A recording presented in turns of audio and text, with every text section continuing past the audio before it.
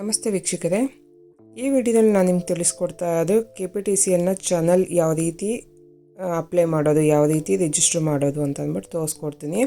ಇದಕ್ಕೂ ಮುಂಚೆ ನಾನು ಈ ವಿಡಿಯೋನ ಪೂರ್ತಿಯಾಗಿ ಸ್ಟೆಪ್ ಬೈ ಸ್ಟೆಪ್ ಆಗಿ ವಿವರವಾಗಿ ತಿಳಿಸ್ಕೊಟ್ಟಿದ್ದೆ, ಯಾವ ರೀತಿ ಅಪ್ಲೈ ಮಾಡೋದು ಅಂದ್ಬಿಟ್ಟು, ರಿಜಿಸ್ಟರ್ ಮಾಡೋದು ಹೇಗೆ, ಅಪ್ಲೈ ಮಾಡೋದು ಹೇಗೆ ಅಂತ ಅಂದ್ಬಿಟ್ಟು. ಆ ವಿಡಿಯೋ ಕೂಡ ನಾನು ಡಿಸ್ಕ್ರಿಪ್ಷನಲ್ಲಿ ಲಿಂಕ್ ಹಾಕಿರ್ತೀನಿ, ಹೋಗಿ ಚೆಕ್ ಮಾಡ್ಬೋದು. ಬನ್ನಿ, ಈ ವಿಡಿಯೋದಲ್ಲಿ ನಾನು ನಿಮಗೆ ಚಾನಲ್ ಯಾವ ರೀತಿ ಜನರೇಟ್ ಮಾಡೋದು ಹೇಗೆ ಅಂದ್ಬಿಟ್ಟು ನಾನು ತೋರಿಸ್ಕೊಡ್ತೀನಿ. ನೋಡ್ತಾ ಇರ್ಬೋದು, ಈ ಲಿಂಕನ್ನು ನಾನು ಡಿಸ್ಕ್ರಿಪ್ಷನಲ್ಲಿ ಹಾಕಿರ್ತೀನಿ. ಲಿಂಕ್ ಮೇಲೆ ಕ್ಲಿಕ್ ಮಾಡಿದ ತಕ್ಷಣ ಸೇಮ್ ಈ ಪೇಜಿಗೆ ಬರುತ್ತೆ. ಚಾನಲ್ ಡೌನ್ಲೋಡ್ಗೆ ಬರುತ್ತೆ, ಜನರೇಟ್ ದ ಪೋಸ್ಟಲ್ ಚಾನಲ್ ಪೇಜಿಗೆ ಬರುತ್ತೆ. ಇಲ್ಲಿ ನಿಮ್ಮ ಅಪ್ಲಿಕೇಶನ್ ನಂಬರ್ ಹಾಕ್ಕೊಬೇಕಾಗತ್ತೆ, ID, ಆಮೇಲೆ ನಿಮ್ಮ ಡೇಟ್ ಆಫ್ ಬರ್ತ್ ಏನು ಕೊಟ್ಟಿರೋ ರಿಜಿಸ್ಟರ್ ಮಾಡಬೇಕಾದ್ರೆ ಆ ಡೇಟ್ ಆಫ್ ಬರ್ತ್ನ ಹಾಕ್ಕೋಬೇಕಾಗತ್ತೆ. ಅದಾದಮೇಲೆ ಕೆಳಗಡೆ ಕ್ಯಾಪ್ಚರ್ ಕೋಡ್ ಏನಿದೆಯೋ ಆ ಕ್ಯಾಪ್ಚರ್ ಕೋಡ್ ಹಾಕ್ಕೊಂಡು ಸಬ್ಮಿಟ್ ಮಾಡಬೇಕಾಗತ್ತೆ. ತುಂಬ ಜನ ತುಂಬ ಕಡೆಯಿಂದನೂ ಕೂಡ ರಿಕ್ವೆಸ್ಟ್ ಮಾಡ್ತಾಯಿದ್ರು, ಚಾನಲ್ ಓಪನ್ ಆಗ್ತಾಯಿಲ್ಲ, ಚಾನಲ್ ಆಗ್ತಾಯಿಲ್ಲ, ಅಪ್ಲೈ ಮಾಡೋಕ್ಕಾಗ್ತಾಯಿಲ್ಲ ಅಂದ್ಬಿಟ್ಟು.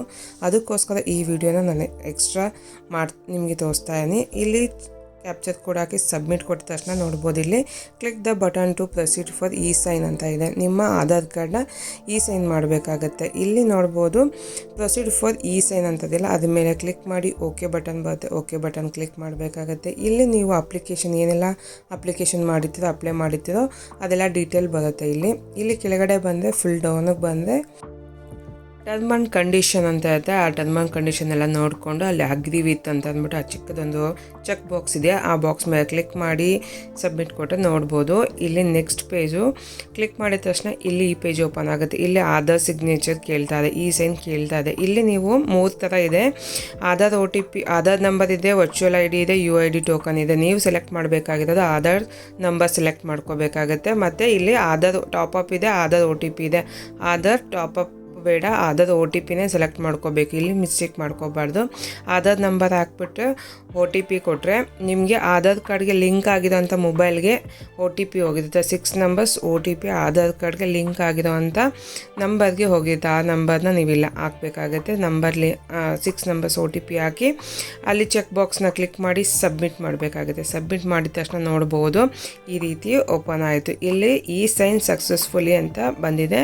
1 ಸೆಕೆಂಡ್ ಲೇಟ್ ಆಗ್ಬೋದು, ವೆಯ್ಟ್ ಮಾಡಬೇಕಾಗುತ್ತೆ. ಅದಾದಮೇಲೆ ಇಲ್ಲಿ ನೋಡ್ಬೋದು document sign successfully, click generate postal challan for payment ಅಂತ ತೋರಿಸ್ತಾ ಇದೆ. ಇಲ್ಲಿ ಚಲನ್ ಮೇಲೆ ಕ್ಲಿಕ್ ಮಾಡಿದ್ರೆ ನೋಡ್ಬೋದು ನಿಮ್ಮ ಚಾನಲ್ ಆರಾಮಾಗಿ ಈಸಿಯಾಗಿ ಡೌನ್ಲೋಡ್ ಆಗಿರುತ್ತೆ. ನಿಮ್ಮ ಚಾನಲ್ ಕ್ರಿಯೇಟ್ ಆಗಿರುತ್ತೆ.